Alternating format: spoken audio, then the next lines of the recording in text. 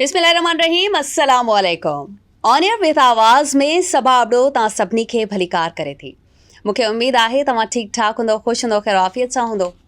नाज़रीन, on air with आवाज़ TV जो उहो प्लेटफॉर्म जिते हमेशह आवाज़ टीवी जी कोशिशि हूंदी आहे, असां सभिनी जी डायरेक्टर्स जी कोशिशि हूंदी आहे त कुझु अहिड़ा महिमान, कुझु अहिड़ियुनि शख़्सियतुनि खे दावत ॾिजे, तव्हांजे साम्हूं पेश कजे, जेके हमेशह पंहिंजी ज़िंदगीअ मां कंट्रीब्यूट कंदे नज़र अचनि था ऐं कंदा रहनि था ऐं कुझु करे बि विया।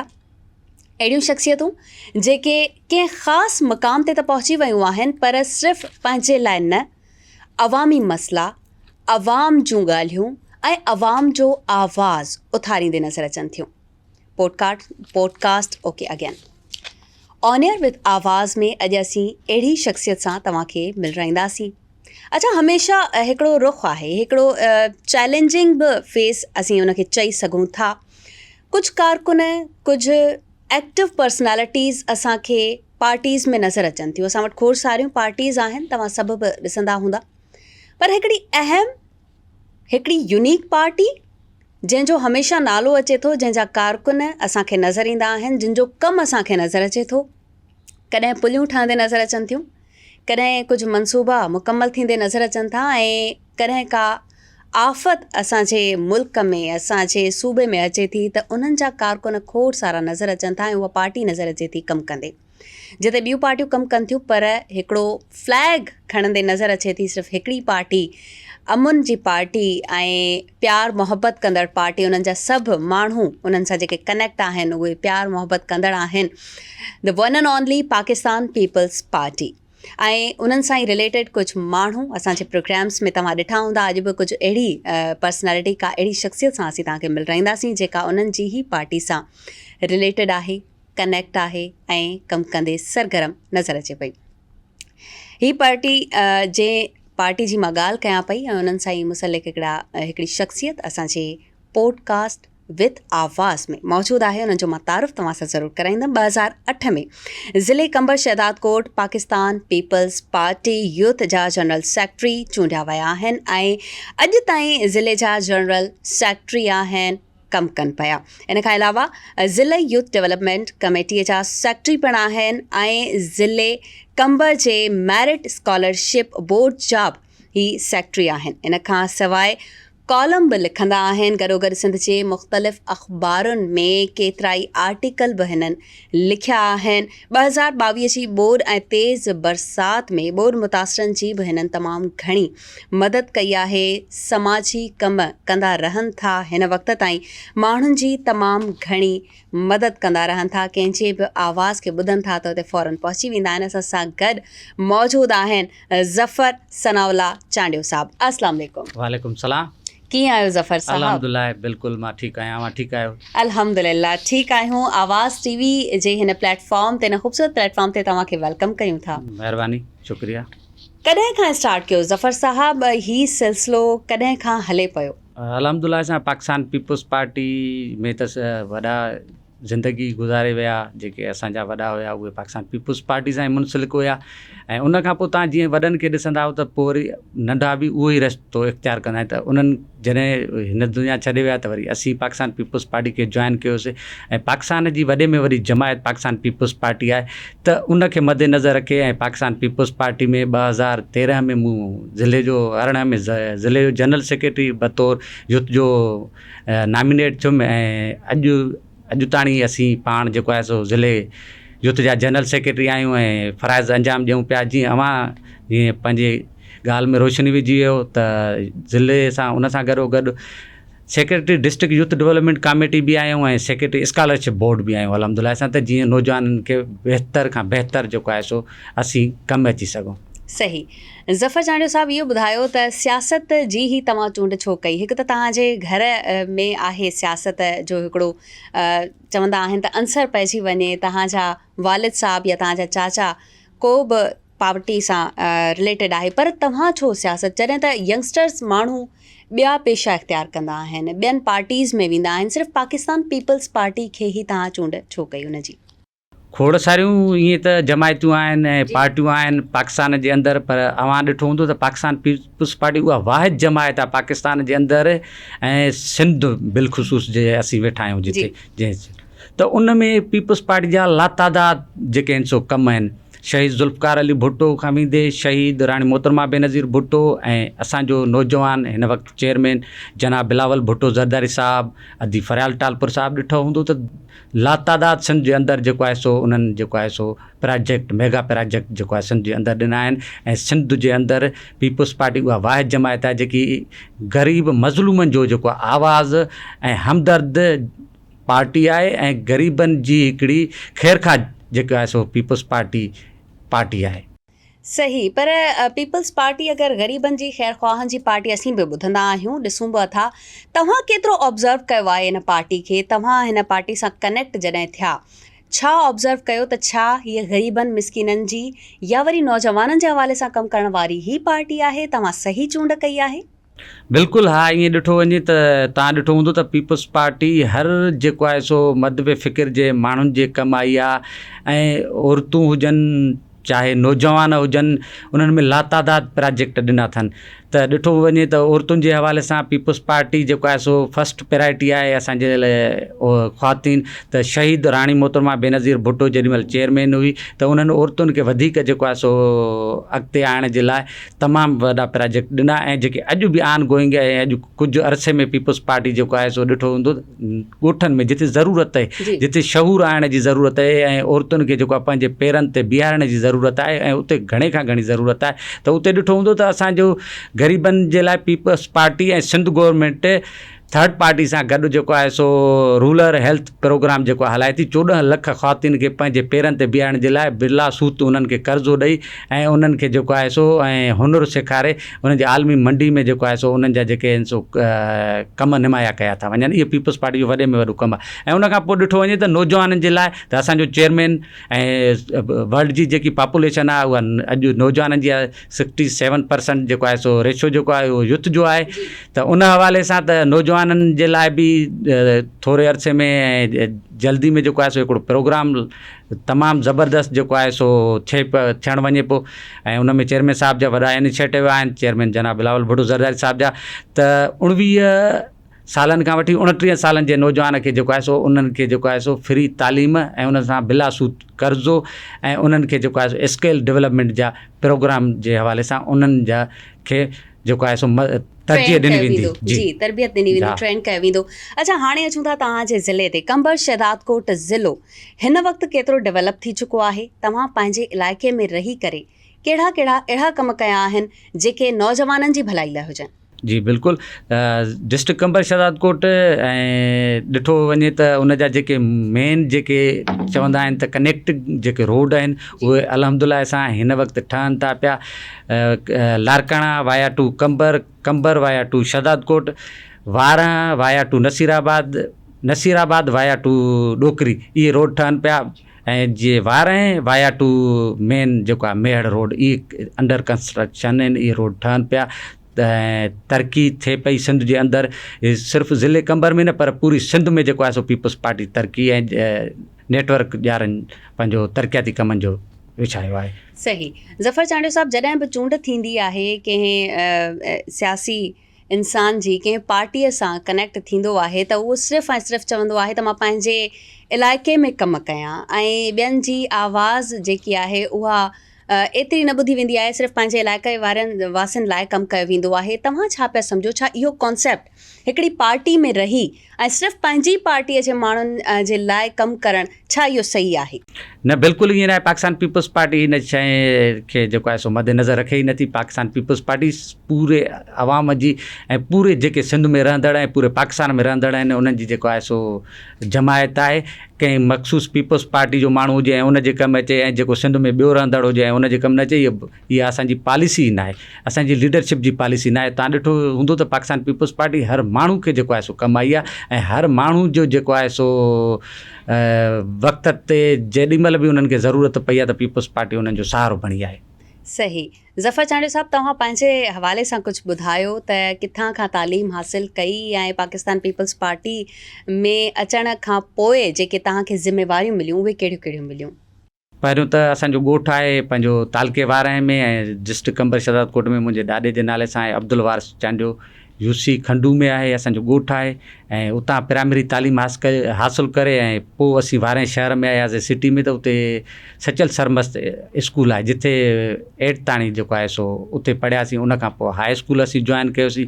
हाई स्कूल में पढ़ंदा हुआसीं त सियासत जो शौक़ु थियो। शहीद ज़ुल्फ़िकार अली भुट्टो जा किताब पढ़ियासीं। शहीद मोहतरमा बेनज़ीर भुट्टो जो जेको आहे सो विजन, उन्हनि जो मक़सदु, उन्हनि जी अवामी ख़िदमतूं उहे दिलि में जेको आहे सो घर करे वियूं ऐं सोचियोसीं त जेकी सियासत कजे त उहा पाकिस्तान पीपल्स पार्टी जे प्लेटफॉर्म ते कजे ऐं बहितर आहे पाकिस्तान पीपल्स पार्टी ऐं उन्हनि जे सभिनि विजन खे मद्देनज़र रखे पाकिस्तान पीपल्स पार्टी में शामिलु थियासीं ऐं पोइ पीपल्स पार्टी जे उहिदो ते असीं जेको आहे सो 2018 खां वठी जेको आहे सो हींअर आहियूं। ऐं उनखां पोइ स्कॉलरशिप बोर्ड असीं कंबर शहदादकोट में जोड़ियोसीं त जीअं उतां जे नौजवान शागिर्द ऐं शागिर्दान खे जेको आहे सो असीं कमु अची सघूं। त उन में असीं कामयाबु थी वियासीं। 2022-23 में जेको आहे सो असीं बोर्ड क्रिएट करे ऐं असीं सिंध गवर्नमेंट खे रिक्वेस्ट कईसीं। उन में मुंहिंजी लीडरशिप जी महिरबानी आहे, चेयरमैन साहब जी महिरबानी आहे, आदि जी महिरबानी आहे जिन असांखे 50 लाख रिलीज़ कराए ॾिनो नौजवाननि जे लाइ जेके मुख़्तलिफ़ यूनिवर्सिटियुनि में पढ़नि था पाकिस्तान जी में ज़िले कंबर सां उहे मुंसलिक हुजनि। Need cum merit scholarship board उन में डिप्टी कमिश्नर जेको आहे उतां जो मौजूदु आहे, उहो चेयरमैन आहे, आउं सेक्रेटरी आहियां। उन जे थ्रू असीं उहो जेको आहे सो फंड जेको आहे सो मिलियो ऐं उनखां पोइ असीं क्राइटेरिया हिकिड़ी डिसाइड कईसीं जंहिंमें 3 CGP ऐं उन्हनि में वरी असीं अञा बहितर कमु करण जे लाइ जीअं माना को कंहिंजो वाल साहब न आहे ऐं उहे यूनिवर्सिटी में पढ़णु था चाहिनि ऐं न त उन्हनि जो केरु अख़राजात जेको आहे सो पूरा कंदो त उनखे मद्देनज़र रखंदे असां उन्हनि में अमेंडमेंट ला ठाहियोसीं त आर्फन जे लाइ जेको आहे सो सिर्फ़ु यूनिवर्सिटी में पढ़ंदड़ हुजे, उन जे लाइ का क्राइटेरिया न हुजे। ऐं उनखां सेकेंड में असां इहा रखीसीं स्पेशल पर्सन जे लाइ त उहो बि सिर्फ़ु यूनिवर्सिटी में पढ़ंदड़ हुजे त उहो ज़ाहिरी ॻाल्हि आहे त उन सां CGP 3 न हुई। बाक़ी जेके आहिनि सो 3 CGP ते जेके कैंडिडेट मुख़्तलिफ़ यूनिवर्सिटियुनि में पाकिस्तान जे अंदरि पढ़नि पिया ऐं उन्हनि खे असां कंसिडर कयोसीं ऐं 125 जेको आहे सो असां वटि जेको आहे सो कैंडिडेट जेको आहे सो एवार्ड हासिलु कयूं। एप्लीकेशन असां वटि 200 खां प्लस आहियूं ऐं 125 खे असां 42,000 एवार्ड ॾिनोसीं 2022-23 में। ऐं उनखां पोइ हाणे असीं घुर कई आहे सिंध गवर्नमेंट खां त असांखे जेको आहे सो 1 करोड़ जेको आहे सो ॾिनो वञे जी फंड ऐं इंशाल्लाह उहो जी। अच्छा, अगरि इहो तव्हांखे फंड मिली वञे थो फॉर एग्ज़ाम्पल त केतिरो इहो तव्हां डिस्ट्रीब्यूट कंदा या इन मां केतिरा जेके स्टूडेंट आहिनि उहे फ़ाइदो हासिलु करे सघनि था, छा सम्झो पिया तव्हां? त 1 करोड़ तमामु वॾी जेको आहे सो पेमेंट आहे। 1 करोड़ में ॾिसजे त असीं वरी जीअं असीं फंड रिलीज़ थींदो आहे असांखे त पोइ असीं सभिनी यूनिवर्सिटियुनि खे जेको आहे सो लेटर मोकिलींदा आहियूं ऐं अख़बार में जेको आहे सो उन जी इश्तिहार छापराईंदा आहियूं त हीअ डिस्ट्रिक्ट कंबर शहदादकोट खे नीड कम मेरिट स्कॉलरशिप आहे ऐं असांजे जेके ज़िले सां रिलेटेड आहिनि शागिर्द उहे हिन में अप्लाई कनि। पोइ जेतिरियूं एप्लीकेशन्स ईंदियूं आहिनि उनखे कंसिडर कयो वेंदो आहे इन TORs ते जेके मां अवल बयानु करे वियो आहियां त उन जे मुताबिक़ उन्हनि खे जेको आहे सो पोइ असीं स्क्रूटनिंग कमेटी ठाहींदा आहियूं। पोइ उहे ॾिसंदा आहिनि त हीअ इन असांजे TORs ते पूरो लहे थो ऐं TOR ते पूरा आहिनि ऐं उन्हनि खे पोइ बाद में जेको आहे सो फंड रिलीज़ थींदो आहे। सही। ज़फ़र चांडियो साहब, इहो ॿुधायो त छा छंड छाण थींदी आहे इन मामलनि जी जेके बि तव्हां कमु कयो पिया, सियासी कमु आहिनि, ज़ाहिर सियासी पैसो आहे ऐं मैरिट ते हर शइ असीं ॾिसंदा आहियूं त पार्टीज़ हमेशह इन शइ जो शिकार रहियूं आहिनि त पंहिंजा नवाज़ी कई वेंदी आहे ऐं मैरिट ते का बि शइ नाहे थींदी ऐं चेक एंड बैलेंस बि न आहे हूंदो, छा चवंदो? अल्हम्दुलिल्लाह सां त ईअं न आहे जीअं अवां चयो पए असीं निज मेरिट रखी आहे उते। हा बिल्कुलु, उते न को मुंहिंजो भाउ हूंदो उन में स्कॉलरशिप में एड जेको पढ़े थो उते जेको उन जे अहल आहे क़ाबिल आहे असां इन जे लाइ बोर्ड ठाहियो आहे त पंहिंजे ज़िले जे नौजवान शागिर्द जेके पढ़नि था, जेकी पंहिंजी तालीम जेको आहे सो अॻिते कंटिन्यू करे सघनि, जेके उहे पंहिंजे पेरनि ते बीह सघनि। जीअं पाकिस्तान पीपल्स पार्टी जो विजन आहे, चेयरमैन जनाब बिलावल भुट्टो ज़रदारी साहब जो विजन आहे, उनखे मद्देनज़र रखे असां पंहिंजे ज़िले में इहो बोर्ड इन जे लाइ क्रिएट कयोसीं त उन्हनि जो असां सहारो बणिजूं। जेके अॻिते तालीम कंटिन्यू न पिया करे सघनि कंहिं सबबनि जे करे त उन्हनि जो जेको आहे सो असीं जेको आहे सो सपोर्टिंग हेड थियूं। पर उहा निज मेरिट आहे, उन में का बि जेको आहे सो पंहिंजा नवाज़ी न आहे, बिल्कुलु बि न आहे। अच्छा, ॿिया बि कम हूंदा आहिनि जंहिंमें पंहिंजा नवाज़ी कई वेंदी आहे। ज़रूरु असीं ज़फ़र चांडियो साहिब जन खां पुछंदासीं। हिन वक़्तु असीं वठंदासीं नंढिड़ो ब्रेक। केॾांहुं न वञिजो, वरी वापसि था अचो।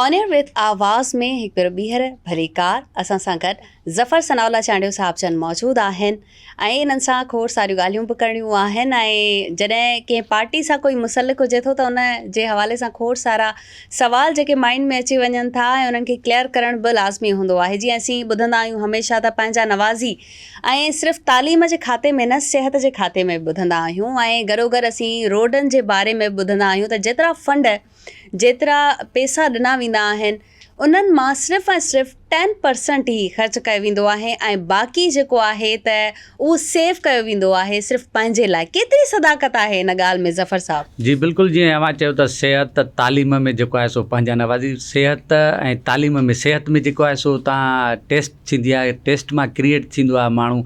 अहल ऐं क़ाबिल जेके आहिनि सो उहे डॉक्टर ऐं जाम जेके मेन हेठियों स्टाफ आहे उहो ईंदो आहे। ऐं एजुकेशन में बि ईअं ई आहे त अॼु उहो न आहे पुराणो दौरु त तव्हां पर्ची ते थी वञो।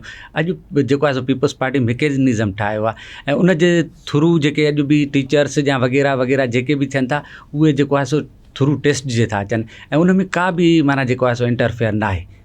ऐं नई वरी रोडनि जे हवाले सां जीअं तव्हां सुवालु कयो त रोड या पंहिंजा नवाज़ी तरक़ियाती कम जेके थींदा आहिनि त हल्के जे माण्हुनि में, जीअं को उतां जो आहे माण्हू जेको उते वोट वठे थो या उतां जो माण्हू जेको वोट कराए थो त उन्हनि खे उहे तरक़ियाती कम मिलंदा आहिनि त उहे कम 100% उते ख़र्चु थींदा आहिनि, नई के उहे जेब में वेंदा आहिनि। ऐं नई वरी अॼुकल्ह ऑडिट आहे, अॼु ज़मानो चेंज थी वियो आहे, दुनिया तरक़ी करे वई आहे ऐं तव्हां ॾिठो हूंदो त बहितर कमु थिया आहिनि। सिंध जे अंदरि इंफ्रास्ट्रक्चर हुजे, ड्रेनेज जो सिस्टम हुजे,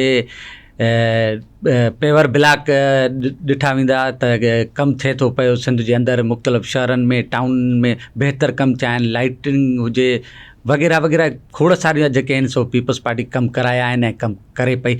ऐं तॾहिं त सिंध जो अवाम जेको आहे सो असांखे वोट ॾिए थो, तॾहिं त सिंध जो अवाम ऐं पाकिस्तान जो अवाम पाकिस्तान पीपल्स पार्टी खे चाहे थो। ताज़ी गिलगित में इलेक्शन थी आहे, ॾिसो त पीपल्स पार्टी उते वाज़ी अक्सरियत में खटी आई आहे। त इहे खटणो तॾहिं जॾहिं तव्हांखे केरु माण्हू लाइक थो करे, तव्हांखे पसंदि थो करे, पसंदि तॾहिं थो कयो वञे जॾहिं तव्हां कमु था कयो। कम वारे माण्हूअ खे जेको आहे सो माण्हू पसंदि कयो वेंदो आहे। बाक़ी त खोड़ सारा माण्हू हूंदा आहिनि जिन खे माण्हू लाइक ई न आहे कंदो। त पीपल्स पार्टी कमु कयो आहे, पीपल्स पार्टी वॾी जमायत आहे पाकिस्तान जी। ऐं पाकिस्तान ठहण खां पोइ जेॾीमहिल पाकिस्तान पीपल्स पार्टी हिन पाकिस्तान खे वरी रिहेबिलिटेट कयो आहे, पाकिस्तान खे ठाहियो आहे, पाकिस्तान जी तरक़ीअ में पाकिस्तान पीपल्स पार्टी जो हथु आहे। गिलगित में ॾिठो हूंदो त पाकिस्तान पीपल्स पार्टी वाज़ी अक्सरियत में खटी आई आहे। त इहो सबूत आहे त पाकिस्तान पीपल्स पार्टी खे पाकिस्तान जो अवाम चाहे थो। खोड़ सारियूं ॿियूं बि जमायतूं हुते जेको आहे सो हिसो वरितो, पर पाकिस्तान पीपल्स पार्टी हुते अक्सरियत में आहे। चेयरमैन बिलावल भुट्टो ज़रदारी साहिबु सुठी हुते कैंपेन हलाई। शहीद राणी मोहतरमा बेनज़ीर भुट्टो जो अक्से, शहीद राणी जी लबते जिगर आसपा भुट्टो उते कैंपेन हलाई, उते मौजूदु रहिया ऐं माण्हुनि जेको आहे सो पाकिस्तान पीपल्स पार्टी खे वोट कयो। ऐं पाकिस्तान पीपल्स पार्टी पाकिस्तान जी वॾे में वॾी जमायत आहे। ऐं पाकिस्तान जे ठहण खां पोइ पाकिस्तान पीपल्स पार्टी पाकिस्तान खे रोशनियुनि जो मुल्क बणायो ऐं तरक़ी जी राह ते गामज़द कयो। शहीद ज़ुल्फ़िकार अली भुट्टो, शहीद राणी मोहतरमा बेनज़ीर भुट्टो। पर बदकिस्मती सां असांजी जेको आहे सो हुकूमतूं घणो अरसो न हली सघियूं ऐं जे घणो अरसो हुकूमतूं हलनि हा त पाकिस्तान अॼु वॾी तरक़ीअ ते हुजे हा। पर अफ़सोस आहे त उन वक़्त जे हुकूमतूं जेको आहे सो जेके इस्टेब्लिशमेंट जा माण्हू हुआ उन पाकिस्तान पीपल्स पार्टी खे कंटिन्यू न करणु छॾियो। ज़फ़र चांडियो साहिबु, अक्सरियत जी अगरि ॻाल्हि अचे थी त हाणे यूथ में इलाही अवेयरनेस अची वई आहे ऐं यूथ हाणे ॿियनि पार्टीज़ खे बि वोट करणु चाहे थी या वरी कॾहिं कॾहिं असीं ॾिसंदा आहियूं त न बि चाहे थी। हिन दफ़े यूथ कुझु वोट्स न ॾिना ऐं छा पिया सम्झो त इन सिचुएशन में ईंदड़ हुकूमत छा पाकिस्तान पीपल्स पार्टी जी थी सघे थी? छा तव्हांखे ॿीहर चूंडियो वेंदो? इलाइक़े वासी ॿीहर तव्हांखे चूंडंदा? इंशाअल्लाह मूं इहो चवंदुमि त नौजवाननि जो जेको वोट आहे उहो पाकिस्तान पीपल्स पार्टी सां मुंसलिक आहे ऐं नौजवान जेको आहे सो पाकिस्तान पीपल्स पार्टी खे चाहे थो। अॼु बि जे ॾिठो वञे त पीपल्स पार्टी जेको आहे सो नौजवाननि ते मुश्तमिल आहे, त इन मां सम्झी वियो त पाकिस्तान पीपल्स पार्टी खे चाहिनि था ऐं पाकिस्तान पीपल्स पार्टी सां मुहबत आहे उन्हनि जी। ॿियूं खोड़ सारियूं पार्टियूं आहिनि पाकिस्तान जे अंदरि, पर उते एतिरो युथ जो तादादु न ॾिठो हूंदो जेतिरो पाकिस्तान पीपल्स पार्टी जे अंदरि युथ जो जेको आहे सो तादादु आहे। ऐं पाकिस्तान जे ईंदड़ इलेक्शन में इंशाअल्लाह ताला इहो चवां थो त नौजवान चेयरमैन जनाब बिलावल भुट्टो ज़रदारी पाकिस्तान जी उमेदुनि जो किरणो आहे, जेको मूं आर्टिकल में बि उन वक़्तु लिखियो हुयो त इंशाअल्लाह ताला ईंदड़ इलेक्शन में पाकिस्तान पीपल्स पार्टी जो चेयरमैन बिलावल भुट्टो ज़रदारी साहब पाकिस्तान जो नौजवान वज़ीर आज़म थींदो ऐं पाकिस्तान वॾी तरक़ी कंदो। अच्छा, तव्हां ॾिसणु चाहियो था त माना बिलावल भुट्टो ज़रदारी साहिब जन वज़ीर आज़म थियनि ऐं असीं ॾिसूं ऐं उहे हिन वक़्तु जेतिरो कमु कनि था, जेतिरा एक्टिव आहिनि, जेके विजन उन्हनि जा आहिनि उहे कंप्लीट बि कंदा वञनि था, ऐं छा सम्झो पिया अगरि बिलावल भुट्टो ज़रदारी साहिब जन वज़ीर आज़म थी वञनि था त केतिरी चेंजिंग अची सघे थी पाकिस्तान में? तमामु वॾी चेंजिंग ईंदी ऐं तमामु वॾी चेंजिंग जॾहिं चेयरमैन साहब जॾहिं ख़ारजा वज़ीर हुया त तव्हां ॾिठो त केतिरी तब्दीली अची वई पाकिस्तान जे अंदरि। पाकिस्तान सां केरु वापारु न पियो करे ऐं उनजी सफ़ारतकारी जो इहो सबूत आहे त पाकिस्तान उन टाइम ते तरक़ी कई ऐं पाकिस्तान जेको आहे सो टेरे मां जेको आहे सो निकितो। इहा हिकिड़ो वॾे में वॾो विजन हुयो जेको पाकिस्तान ते जेको आहे सो तमामु वॾी जेकी आहे सो इहा लठ मंडलाए जे पई ऐं बिलावल भुट्टो ज़रदारी साहिब जी तमामु वॾी सफ़ारतकारी हुई। उन मां साबित तव्हां करे था सघो त पाकिस्तान जो नौजवान वज़ीर आज़म थी करे पाकिस्तान जी तरक़ीअ में वॾे में वॾो किरदारु अदा कंदो ऐं पाकिस्तान ख़ुशहाल थी वेंदो। बिल्कुलु सही ॻाल्हि आहे। अच्छा, ज़फ़र चांडियो साहिबु, तव्हां 5 साल अञा मुकमल न थिया आहिनि हुकूमत खे, हिन वक़्त ताईं तव्हां पंहिंजे इलाइक़े में कहिड़ा कहिड़ा कम कया आहिनि ऐं 5 सालनि जे मुकमल थियण ताईं कीअं ॾिसणु चाहियो पिया पंहिंजे इलाइक़े खे? बिल्कुलु, त 5 साल मुकमल न थिया, पर इन थोरे अरसे में जेतिरो बि अरसो गुज़रियो आहे त तमामु घणा जेको आहे सो कम थिया आहिनि। तमामु हाणे मां केतिरा तव्हांखे ॻणायां त तमामु, हा जी बिल्कुलु। त मां इहो चवणु चाहींदुमि त तरक़ियाती कम पंहिंजे तालके में मुख़्तलिफ़ स्कीमूं जेकियूं आहिनि सो उते पंहिंजे महलनि में टाउन्स में जेको आहे सो ॾिनियूं आहिनि ऐं पेवर ब्लॉक हुजनि, ड्रेनेज सिस्टम हुजे या लाइटिंग हुजे, इवन तमामु लातादाद जेको आहे सो कमु कयो आहे ऐं अञा अॻिते कमु कंदासीं ऐं इंशाअल्लाह ताला बहितरु कमु थींदो। सही, छा ज़रूरत आहे हिन वक़्तु कंबर शहदादकोट ज़िले में? हिकु त अमन अमान जे हवाले सां मां तव्हांखां ज़रूरु पुछणु चाहींदमि त केतिरी ज़रूरत आहे असांखे पुलिसिंग जी, केतिरी ज़रूरत आहे असांखे एजुकेशन जी, केतिरी ज़रूरत आहे असांखे सिहत जी? सिहत अल्हम्दुलिल्लाह असां कंबर शहदादकोट में बहितरु जेको आहे सो आहे ऐं पूरी सिंध में सिहत जा जेके आहिनि सो तमामु वॾियूं हॉस्पिटलियूं ठही वियूं आहिनि, NIVCD आहे ऐं मुख़्तलिफ़ वॾियूं जेको आहे सो सिहत जे हवाले सां जेको आहे सो पीपल्स पार्टी जो हिकिड़ो वॾो कमु आहे, नज़र ईंदो ऐं अमन अमान जे हवाले सां त बिल्कुलु अमन अमान त दुनिया जे वर्ल्ड में बि जेको आहे सो किथे न किथे कुझु न कुझु एक्सीडेंट थींदा आहिनि। ज़रूरु सिंध जे अंदरि बि थियनि था, पर एतिरी तादाद में न जेतिरा ॿियनि सूबनि में थियनि पिया। त अल्हम्दुलिल्लाह असां उन ते बि पुलिस जो कंट्रोल आहे ऐं असांजी लीडरशिप उनखे सभु जंहिंखे ॾिसे थी पई ऐं बहितरु आहे ऐं एजुकेशन असांजी वेल एंड गुड आहे सिंध जी ऐं बिलख़ुसूस मुंहिंजे ज़िले कंबर शहदादकोट जी। त तव्हां ॾिसंदो त असांजा उतां जा खोड़ सारा मुंहिंजे तालके सां रिलेटेड खोड़ सारा ऑफिसर जेके आहिनि, नौजवान जेके आहिनि सो DSPs आहिनि ऐं ख़्वातीन में बि हिकिड़े DSPs आहिनि। फ़ाइज़ा सोढर, उहा वाराणसी सां कंसर्ट आहे, उहा लेडी आहे। इहे ॾिसो त इहा जेको आहे सो तालीम जेको आहे सो कंबर जी बहितरु आहे ऐं असांजा खोड़ सारा डिप्टी कमिश्नर आहिनि, खोड़ सारा 4-3 SP आहिनि असांजा, उहे डिस्ट्रिक्ट कंबर सां मुंसलिक आहिनि, तालके वाराणसी सां मुंसलिक आहिनि। त इहा तालीम जो रेशो तव्हां ॾिठो हूंदो त कंबर जो बहितरु आहे ऐं सिंध में तालीम जो रेशो बहितरु आहे। तालीम फ्री आहे सिंध में ऐं सिंध हुकूमत ऐं पीपल्स पार्टी तालीम फ्री मुहैया पई करे, तव्हां ॾिठो हूंदो त। बिल्कुलु बिल्कुलु सही था चओ। ऐं ज़फ़र चांडियो साहिबु, इहो मां तव्हांखां ज़रूरु पुछंदमि त कुझु शयूं आहिनि जीअं बेरोज़गारी, जीअं पाणीअ जी खोट जो मसइलो आहे, जीअं अवामी ॿिया मसइला हुजनि था, उते तव्हां कहिड़ो कमु करणु चाहियो पिया, छा ख़तमु करणु चाहियो पिया अगरि तव्हांखे पावर ॾिना वञनि त? बिल्कुलु, त बेरोज़गारी ख़तमु थिए पई। हाणे ॾिठो हूंदो त सिंध गवर्नमेंट पीपल्स पार्टी चेयरमैन बिलावल भुट्टो ज़रदारी साहिबु 1 to 4 जेको आहे सो मुख़्तलिफ़ ज़िलनि में जेको आहे सो तक़रीबन एतिरनि ज़िलनि जे अंदरि माना 24-25 लख ख़ानदाननि खे जेको आहे सो रोज़गार मुहैया थियो आहे 1 to 4 में। इहा बि हिकिड़ो घर जो हुननि जो चुल्हो, इहो त पीपल्स पार्टी इन शइ खे जेको आहे सो मदे नज़र रखे थी। गुरबत खे घटाइण जो जेको आहे सो असांजो विजन आहे ऐं गुरबत घटिजे थी पई, नौकरियूं माण्हुनि खे मिलनि थियूं पियूं मेरिट ते ऐं माण्हुनि जो रोज़गार जा ज़रिया जेको आहे सो पीपल्स पार्टी पैदा पई करे। त बेरोज़गारी अलहमदिल्ला सां सिंध जे अंदरि घटि आहे बनिस्बत ॿियनि सूबनि जे। सही सही। अच्छा, यूथ डेवलपमेंट कमेटी जा तव्हां सेक्रेटरी आहियो, इन हवाले सां थोरो ॿुधायो यूथ डेवलपमेंट कीअं कमु करे पई? यूथ डेवलपमेंट जो कमु ईअं आहे, तव्हां हुते सेक्रेटरी आहियां, उन्हनि जो चेयरमैन जेको आहे सो डिप्टी कमिश्नर जेको बि हूंदो आहे सीट ते उहो चेयरमैन हूंदो आहे। पोइ असीं उहे गॾिजी जेके नौजवाननि जा इशूज़ आहिनि या जेके नौजवान मुख़्तलिफ़ जाइ ते इंटरव्यू ॾियणु वञनि था, कराची अचनि था या नौकिरी जो इंटरव्यू हुजे या कंहिं प्राइवेट जॉब जे लाइ इंटरव्यू जे लाइ ईंदा हुजनि त उन्हनि खे रहाइश फैसिलिटेट मुहैया करणु फ्री में। तव्हां ॾिठो हूंदो त हिते होटलनि ते रहनि या घणनि खे हिते घर बि न आहिनि, त उन्हनि जे लाइ मूं इहो आहे त Sindh government secretary sport and youth affair ऐं डायरेक्टर यूथ खे जेको आहे सो लेटर लिखंदा आहियूं त हीउ फलाणो नौजवान जेको आहे सो हेतिरा ॾींहं जेको आहे सो फलाणे कम जे हवाले सां फलाणी नौकिरी जे जेको आहे सो इंटरव्यू या फलाणे जेको आहे सो डिपार्टमेंट में हिननि जो इंटरव्यू आहे, हिन हेतिरा ॾींहं हिते स्टे कंदो यूथ हॉस्टल में ऐं उहो उन्हनि खे फ्री जेको आहे सो अलाट कंदा आहिनि ऐं उते उहे नौजवान अची रहंदा आहिनि। ऐं जा ॿिया जेके उतां जे ज़िले कंबर छतरकोट जे नौजवाननि जा जेके मसइला आहिनि उहे असीं ऐं डिप्टी कमिश्नर साहिबु अवली तरजीह ते हल कंदा आहियूं। वठूं था हिते नंढड़ो ब्रेक ऐं वरी पोइ पॉडकास्ट में वापसि अचूं था।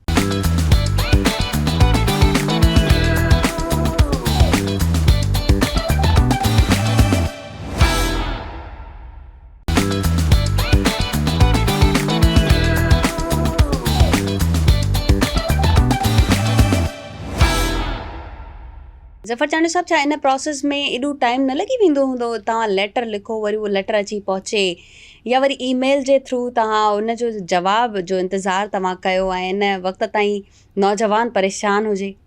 बिल्कुलु तव्हांजी इहा ॻाल्हि सही आहे त जेसि ताणी लेटर लिखिजे, जेसि ताणी वञे, ऐं अॼु व्हाट्सअप जो दौरु आहे, जदीद टेक्नोलॉजी अची वई आहे, लेटर जल्दी में टाइप थो थी वञे, जल्दी में सेंड थो थी वञे ऐं अवल त उन्हनि नौजवाननि ते बि फ़र्ज़ु थिए थो त उन्हनि जो वञण जे लाइ उन्हनि जी का टेस्ट आहे त उहो 3-4 ॾींहं अवल ई असांखे ॿुधाए छॾींदो आहे त असां उन्हनि खे जेको आहे सो कंसिडर करे छॾींदा आहियूं, उन्हनि खे राइश फ्री मुहैया कंदा आहियूं। इहा बि पीपल्स पार्टी जॾहिं असांखे इहा मनसब ते हिते विहारियो आहे त इहो बि पाकिस्तान पीपल्स पार्टी जो इनिशिएटिव आहे त असां नौजवाननि जे कमु था अचूं ऐं उन्हनि नौजवाननि जी जेकी आहे ज़रूरत में जेको आहे सो ज़रूरतुनि जी पूराओ था कयूं। सही। ज़फ़र चांडी साहब, थोरी पर्सनल लाइफ ते अचूं त कीअं ज़िंदगी गुज़ारियो पिया? छा मोहबत जी शादी कई या वरी मोहबत हासिल न थी? ज़बरदस्त अल्हम्दुलिल्लाह सां ज़िंदगी गुज़रे थी पई ऐं तमामु ज़िंदगी में कॾहिं को ॾुख न ॾिठो आहे। अलाह पाक जा वॾा करम आहिनि जो बहितर ऐं ज़िंदगी गुज़ारियूं पिया।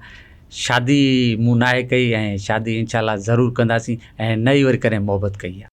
छो ईअं थी नथो सघे त कोई मोहबत खां बचियल हुजे? ऐं ज़फ़र चांडी साहब, तव्हां पाण खे कीअं बचाए रखियो? बसि त इहो त वरी हाणे छा थो चई सघिजे त अहिड़ो को एक्सीडेंट न थी सघियो। तव्हां पाण खे बचायो न? तव्हां ॿुधायो त वाकई का पसंदि न हुई या तव्हां सिर्फ़ु असांजे प्रोग्राम में ईअं था चओ? न बिल्कुलु पसंदि न हुई, न वरी इन तरफ़ सियासत में रहियासीं, सियासी कमनि कारनि में जेको आहे सो दिलचस्पी, पोइ इन तरफ़ जेको आहे सो जा इहे जेको आहे बचपन जो टाइम हूंदो आहे जेॾी महिल माण्हू स्टूडेंट हूंदो आहे, इहे लाइफ जो इन हिसे खां निकिरी अची सियासत में जो आयासीं त सियासत सां ई मोहबत रही। अच्छा, सियासत सां मोहबत रही। सियासत में का अहिड़ी पर्सनैलिटी, का अहिड़ी सियासी पर्सनैलिटी जेकी तव्हांखे वधीक पसंदि हुजे, तव्हां उनखां इंस्पायर हुजो ऐं तव्हां चवंदा हुजो त मां इन जहिड़ा कम शायदि मां बि करे सघां या मूंखे मौक़ो मिले त अहिड़ो त को बि न आहे ऐं हिकु ई आहे असांजो चेयरमैन जनाब बिलावल भुट्टो ज़रदारी साहब, असांजी पसंदि आहे, असांजो हीरो आहे। अच्छा, अॻियां हली करे नौजवाननि लाइ तव्हां वटि कहिड़ा प्लान्स मौजूदु आहिनि? छा करणु चाहियो पिया नौजवाननि लाइ? जेतिरे क़दुरु जेतिरियूं पार्टी जे अंदरि ज़िम्मेवारियूं मिलंदियूं ऐं जंहिं ज़िम्मेवारी ते हूंदासीं ऐं असांजे वस हूंदो त असां नौजवाननि जे लाइ सभु कुझु जेको हूंदो ऐं उन्हनि जे लाइ करे सघूं था ऐं इंशाअल्लाह ताला कयो आहे। अॻिते बि उमेदु था रखूं त नौजवाननि जे लाइ बहितर कमु कयूं। अच्छा, फैमिली जी सपोर्ट कीअं रही आहे? बाबा छा ख़ुशि थींदो आहे तव्हांजे कमनि मां, तव्हांखे ॾिसी करे, ऐं जीअं माण्हू तव्हां सां मिलनि था, छा चवंदा आहिनि त हूबहू तव्हां उन्हनि जे कॉपी करे रहिया आहियो उन्हनि जी, या वरी उन्हनि खां मुख़्तलिफ़ आहियो तबियत में? वाल साहब जन हिन दुनिया में न आहिनि, अल्लाह पाक उनखे जन्नतुल फिरदौस में आला मक़ाम ॾिए। हू पुलिस ऑफिसर हुया ऐं हू 1996 में डिस्ट्रिक्ट जकमाबाद में PS गुबलो ते SHO हुया ऐं उहे शहीद थी विया हुया। उन्हनि खे अलाह जन्नत में आला मक़ाम अता फ़रमाए। पर फैमिली जी सपोर्ट जे हवाले सां मां तव्हां खां पुछो, केरु सपोर्ट कंदो आहे, केरु ख़ुशि थींदो आहे? फैमिली वारा सभु माण्हू, तव्हां सुठो कमु कंदव त फैमिली बि ख़ुशि थींदी ऐं सभु माण्हू तव्हां मां ख़ुशि थींदा ऐं बहितर कयूं पिया ऐं बहितर करण जी कोशिशि पिया कयूं त जीअं सभु माण्हू असां मां ख़ुशि हुजनि। अच्छा, हिकु त सियासत में तव्हां आहियो, ऐं ॿियो वरी इलाइक़ो आहे कंबर शहदादकोट जो, ज़ाहिर दुश्मनियूं बि हूंदियूं आहिनि, वरी तव्हां ते कुझु थ्रेड्स बि तव्हांखे मिलंदा हूंदा, कीअं फेस कंदा आहियो इन सभिनी मामलनि खे? न, अलहमदुलिल्लाह सां त अहिड़ी का बि माना न आहे त को थ्रेट्स मिलनि या अहिड़ो असांजो ज़िलो न आहे। ऐं मूं चयुमि त तरक़ी पज़ीर असांजो ज़िलो आहे कंबर ऐं ख़ुशहाल ज़िलो आहे अलहमदुलिल्लाह सां, ऐं अहिड़ी का बि जेको आहे सो नौबत न आहे आई। यानी कि असीं जे ॿुधंदा आहियूं त हेॾे वञणु न खपे, छा चवंदव त असीं हेॾे नथा अची सघूं, नोगो एरिया ठहियलु आहे हेॾे? न ईअं बिल्कुलु न आहे। जीअं मां चयो पिया, तव्हां माण्हू खोड़ सारा जेको आहे सो ट्रेवल कनि था पिया ऐं कंहिंखे का दुश्वारी न आहे आई ऐं सेफ सिटी आहे असांजे ज़िलो कंबर शहदादकोट। कहिड़े बि तालुके में वञी था सघो, कहिड़ी बि सिटी में वञी था सघो, को इशू ई न आहे। तव्हां राति जो टाइम हुजे या ॾींहं जो टाइम हुजे, अहिड़ो को एक्सीडेंट न आहे जो न वरी अलहमदुलिल्लाह सां थींदो। सही। ज़फ़र चांडियो साहब, औरतुनि हारियुनि लाइ तव्हां वटि कहिड़ा जेके शयूं आहिनि, या वरी तव्हां वटि कहिड़ा प्लान्स मौजूदु आहिनि त कजनि त जीअं औरत बि ख़ुशहाल थिए ऐं हारी बि ख़ुशहाल थियनि? मूं पहिरियों बि हिन में ज़िक्र करे वियो आहियां, वरी बि मूं रिपीट थो कयां त औरतुनि जे लाइ तमामु वॾो जेको आहे सो इनिशिएटिव वरितो वियो आहे। 2022-21 जी हाईली रेन फ्लड आयो, उन में मालिकाना हक़ूक़ ॾिना विया औरतुनि खे, उन्हनि खे सनतूं ॾिनियूं वयूं, उन्हनि खे जेको आहे सो घर ठाराए ॾिना विया 20 खां 21 लख थोरे अरसे जे अंदरि। इहो बि वॾो औरतुनि जे लाइ हिकिड़ो सरप्राइज़ आहे। ऐं उन खां अलावा रूरल सपोर्टिंग प्रोग्राम आहे पीपल्स पार्टी जो थर्ड पार्टी सां, उहो औरतुनि खे जेको आहे सो पंहिंजे पेरनि ते बीहारण जे लाइ उन्हनि खे जेको आहे सो 14 लख जेको आहे सो औरतुनि खे जेको आहे सो बिला सूद कर्ज़ो ॾेई ऐं उन्हनि खे जेको आहे सो पंहिंजी बहितर ज़िंदगी गुज़ारण जे लाइ जेको आहे सो कमु अचे पियो। ऐं हारियुनि में ॾिठो वञे त तव्हां हाणे पीपल्स पार्टी जो वॾे में वॾो कहिड़े बि सूबे में इहो प्रोग्राम जेको आहे सो न आहे स्टार्ट थियो, ऐं फस्ट में सिंध सूबे कयो आहे चेयरमैन बिलावल भुट्टो साहिब जी जेकी सो वॾे में वॾो इहो इनिशिएटिव हुयो त हारियुनि खे जेको आहे सो पंहिंजे पेरनि ते बीहारिजे, त उहो ग़रीब आहे ऐं उन्हनि जो सहारो बणिजे। त उन्हनि हारियुनि खे हारी कार्ड जे थ्रू मुख़्तलिफ़ सब्सिडी ॾिनी थी वञे, यूरिया में सब्सिडी ॾिनी थी वञे, फ्री यूरिया थो उन्हनि खे मिले, DAP थो उन्हनि खे मिले, ऐं उन्हनि खां कणिक ख़रीद कई थी वञे। हारी अॼु ख़ुशहाल थी वियो आहे, असांजो सिंध जो हारी अॼु ख़ुशहाल आहे। ऐं उन्हनि खे जेको आहे सो अवल त उन्हनि खे फ्यूल में जेको आहे सो हर काइण जे लाइ उन्हनि खे जेको आहे सो फ्यूल में मदद ॾिनी थी वञे। त हारीअ जे ऐं औरतुनि जे हवाले सां जे मां ॻाल्हि कंदुमि त बेनज़ीर इनकम सपोर्ट प्रोग्राम वॾी हिकिड़ो जेको आहे सो प्रोग्राम आहे, जेको औरतुनि खे जेको आहे सो वज़ीफ़ो थो मिले, उन्हनि जी जेकी ॿारनि जी जेकी तालीम आहे उहा फ्री, ऐं उन्हनि ते बि जेको आहे सो पैसा था मिलनि। त इहो औरतुनि ऐं हारियुनि जे लाइ पीपल्स पार्टी तमामु वॾो कमु कयो आहे। ज़फ़र चांडियो साहब, हिकिड़ी ॻाल्हि मां तव्हां खां ज़रूरु पुछणु चाहींदमि न्याणियुनि जे हवाले सां।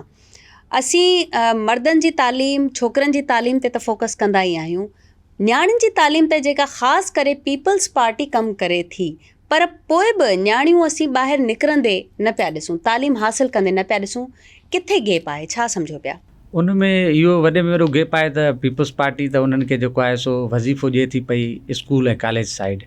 त हाणे उते इहो सुवाल थो पैदा थिए त उन जे घर जा फ़र्द भाउ थी वियो, उनजो वाल थी वियो, त उहे पंहिंजे न्याणियुनि खे जेको आहे सो स्कूल ॾे मोकिलनि ऐं उन्हनि खे तालीम जे लाइ जेको आहे सो हासिलु करण जे लाइ ज़रूरु उन्हनि खे जेको आहे सो स्कूल जे तरफ़ वठी वञनि।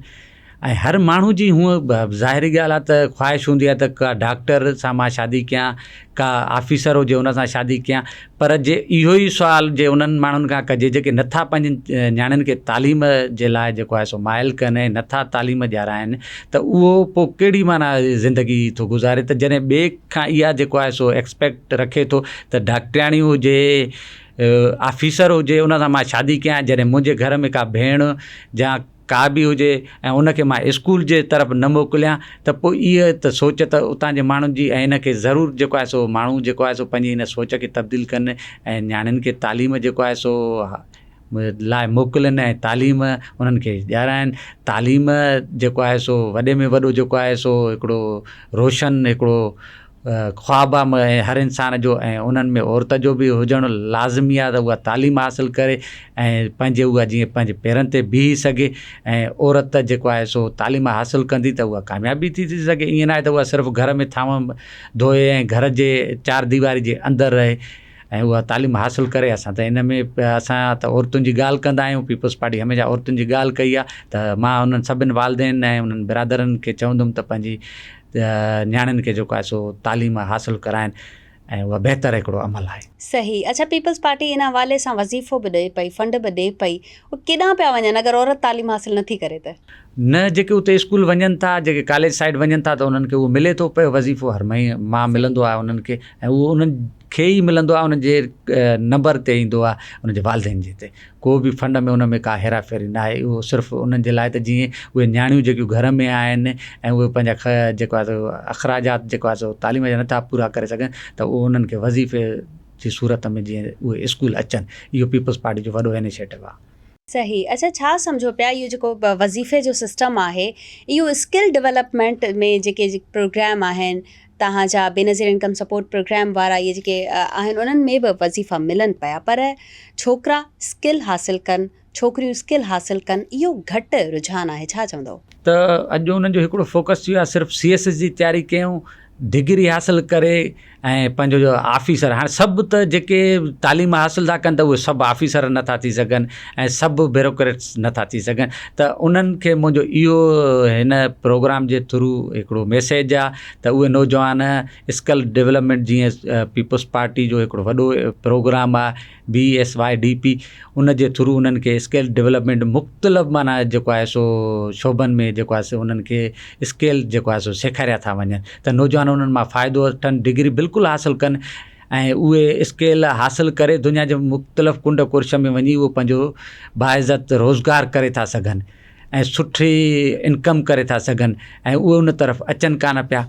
ऐं हीअ त वॾो प्रोग्राम आहे, त उनखे नौजवाननि खे मां इहो जेको आहे सो तव्हांजे हिन प्रोग्राम जे तवसुल सां उन्हनि खे इहो मैसेज कन्वे कंदुमि त उहे ज़रूरु जेका आहे सो इन तरफ़ अचनि ऐं फ्री जेको आहे सो सिख्या हासिलु कनि ऐं दुनिया जे मुख़्तलिफ़ वञी मुल्कनि में जेको आहे सो पंहिंजो बाइज़त रोज़गार करे था सघनि, पाकिस्तान जे अंदरि। इहो बि थिए पियो त जेके इहे प्रोग्राम्स हलनि पिया, सिर्फ़ु ऐं सिर्फ़ु छोकिरा या छोकिरियूं जेके आहिनि उहे प्रेज़ेंट हणी करे पंहिंजी कोटा पूरी करे ऐं सिखनि न पिया ऐं पैसा वठी वज़ीफ़ो वठी हलिया वेंदा आहिनि। हाणे उहो इन्हनि ते डिपेंड थो करे त ईअं थियणु खपे, ऐं उन्हनि जो मुस्तक़बिल जो सुवालु आहे उहो हितां हासिलु करे ऐं पंहिंजी अॻिते जर्नी जेको आहे सो स्टार्ट करे था सघनि। ऐं जीअं मां चई वियुमि त सभु त ऑफिसर न थींदा, त उन्हनि खे पाण खे बहितर बणाइण जे लाइ त तव्हांखे हेॾो प्लेटफॉर्म मिलियो आहे, त उन मां जेको आहे सो तव्हां लाभ हासिलु कयो, सिखो ऐं अॻिते वधो। बिल्कुलु सही था चओ, अॻिते वधो ऐं अॻिते वधण बि खपे। ईअं ई कुझु सियासी पार्टीज़ हिक ॿिए सां इख़्तिलाफ़ जीअं रखंदियूं आहिनि, ऐं पार्टीज़ में हमेशह इहो बि थींदो आहे, असीं ॾिठो बि आहे त गारियुनि ते थोरी वल्गैरिटी, थोरी लैंग्वेज चेंज थी वेंदी आहे, मारण ऐं मरण ताईं जो चयो वेंदो आहे। छा सम्झो पिया त सियासत सिर्फ़ु अॼुकल्ह इहा रही आहे, हिक ॿिए खे धमकियूं ॾियणु? सियासत त इन खां मथां ई ॻाल्हि आहे, ऐं केरु अॻिते वधे थो ऐं उन जे लाइ बदनज़र ऐं बुरी सोच रखणु, इहा हिकिड़ी जाइल ऐं कम ज़र्फ़ इंसान जी सोच आहे। ऐं पाकिस्तान पीपल्स पार्टी कॾहिं बि इन सोच जी हामिल न आहे रही, उहा हमेशह जेको आहे सो हर माण्हू खे जेको जंहिं बि फील्ड में कमु करे थो उन जी सपोर्ट कई आहे। बाक़ी कुदे ज़हन जा माण्हू जिथे किथे मौजूदु आहिनि ऐं ईअं न थियणु खपे, ऐं हर माण्हू जो इहो हक़ु आहे, केरु कहिड़े शोबे में किथे वञी कमु करणु थो चाहे, केरु किथे वञी पाण खे कामयाबु ऐं पाण खे जेको आहे सो मञराइण जी कोशिशि थो करे, त उहो उनजी अञा हिमत अफ़ज़ाई कजे बजाए उनजो रस्ता रोक कजे। सही। ज़फ़र चांडियो साहब, इहो बि ॿुधायो त पार्टीअ जो नालो इस्तेमालु कंदे कुझु माण्हू कुझु ग़लतियूं बि कंदा आहिनि ऐं कुझु वरी माण्हुनि सां बि ग़लति कंदा आहिनि। इहा सोच तव्हां कीअं ॾिसो पिया हिन वक़्तु, या इहो अमल केतिरो ॾिसो पिया हिन वक़्तु? इहा तमामु हिकिड़ी बुरी ॻाल्हि आहे। ऐं जंहिं तव्हांखे पार्टी इज़त ॾिनी आहे, जंहिं पार्टी तव्हांखे मक़ाम ॾिनो आहे, जंहिं पार्टी तव्हांखे पंहिंजे पेरनि ते बीहारियो आहे, त उनजो नालो रोशन कजे बजाए न तव्हां उनजो नालो जेको आहे ख़राबु कयो ऐं उनखे बहितर जेको आहे सो लाइ तव्हां माना जेको आहे सो कमु कयो। बहितरीनु। नाज़रीन, सनाउल्लाह साहब असां सां गॾु मौजूदु हूंदा। ज़फ़र सनाउल्लाह चांडियो साहब जन सां खोड़ सारी ॿियूं बि ॻाल्हियूं कंदासीं। वठूं था हिते नंढिड़ो ब्रेक ऐं वरी पोइ पॉडकास्ट में वापसि अचूं था।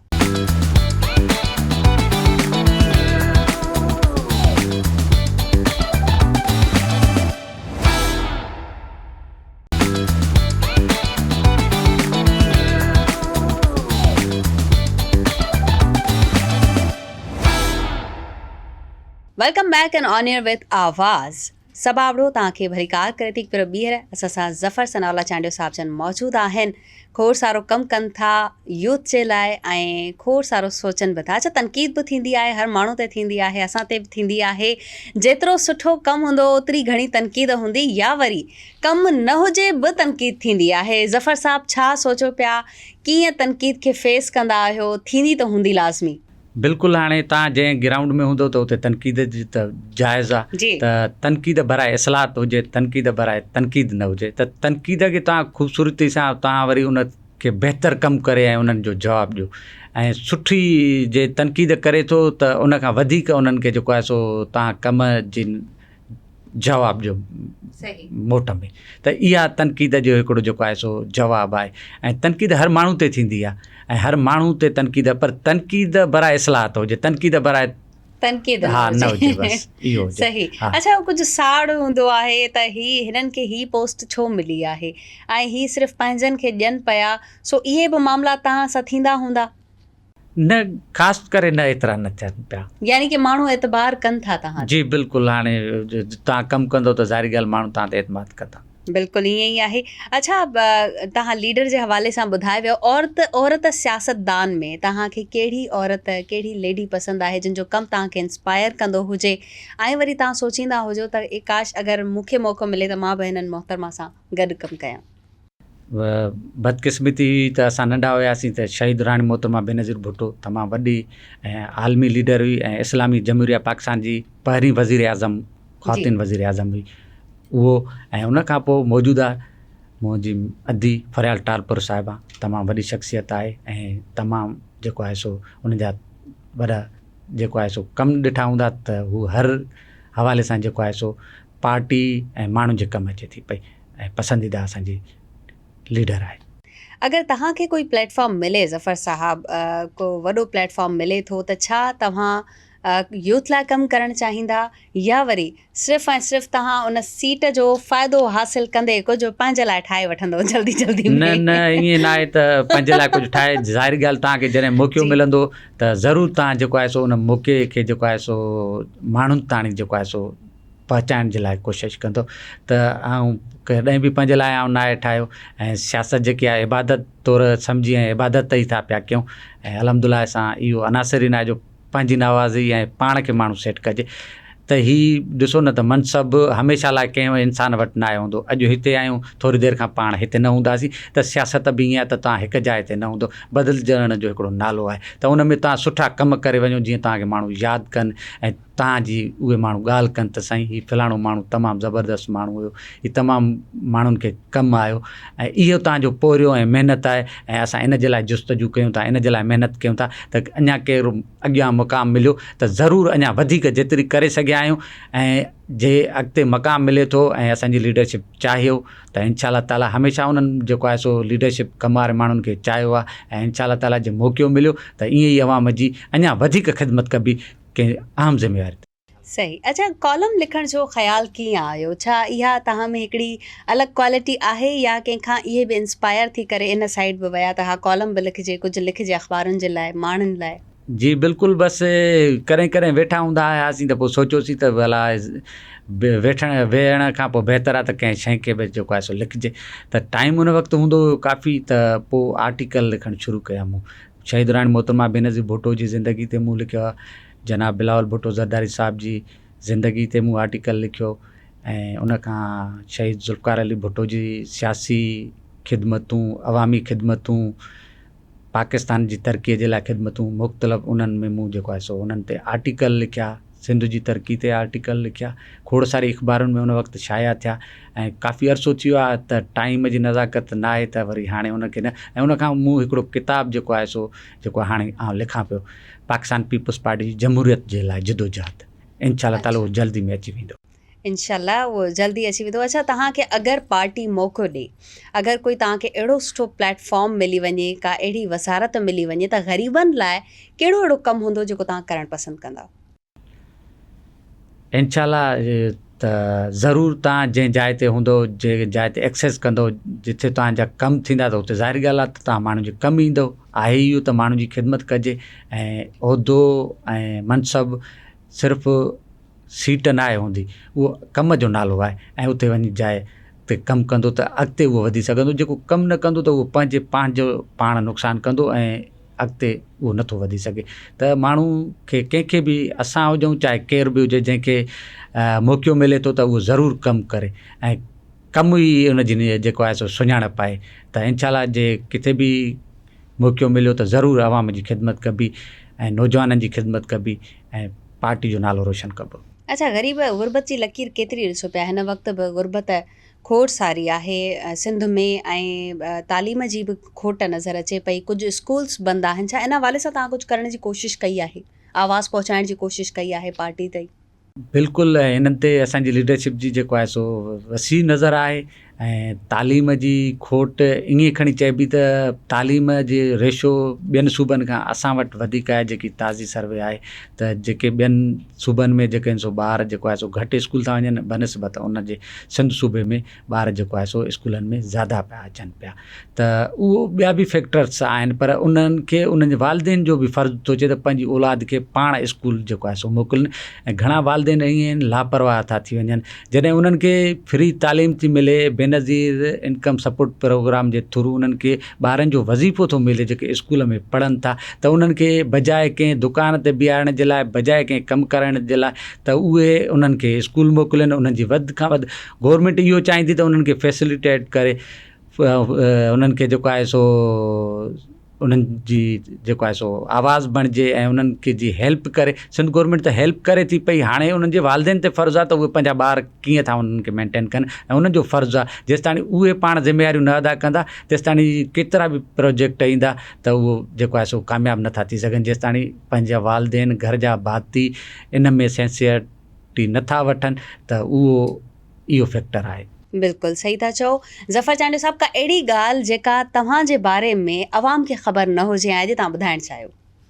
अहिड़ी का बि ॻाल्हि त हाणे आहे त न, जेकी बसि हाणे असांखे बसि ॾिसनि था माण्हू, ऐं ज़िंदगी में गुज़ारियूं था पिया, हलूं पिया सफ़र कयूं पिया, अहिड़ी का त न आहे थी गुज़री। सही। ऐं आख़िर में कोई अवाम खे मैसेज ॾियणु चाहियो पंहिंजी पार्टी जे हवाले सां, पंहिंजे हवाले सां?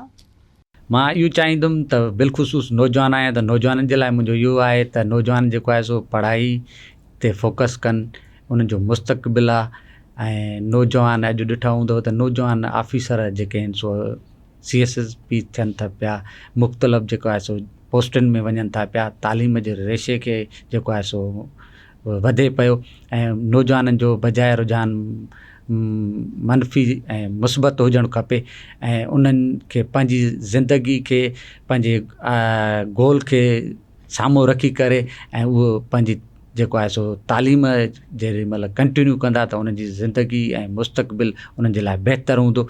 अॼु तालीम सभ खां वॾे में वॾो जेको आहे सो हथियार आहे, ऐं नौजवान अॼु तालीम खे वधीक पसंदि था कनि, ऐं अञा उन्हनि खे मूं इहो चवंदुमि त तालीम ते घणे खां घणो फोकस हुजे, जीअं उहे पाण माण्हुनि जे कम ऐं ख़िदमत करे सघनि। सही, महिरबानी तव्हांजी ज़फ़र सरावला चांडियो साहब, तव्हां आवाज़ टीवी खे पंहिंजो क़ीमती टाइम ॾिनो। नाज़िन, पॉडकास्ट में फ़िलहालु एतिरो ई। ईंदड़ प्रोग्राम ताईं असां सभिनी खे ॾींदा इजाज़त। नई पर्सनैलिटी, नए मौज़ू, नए महिमान सां ॿीहर पॉडकास्ट में हाज़िर थींदासीं। तेसिताईं अल्लाह हाफ़िज़।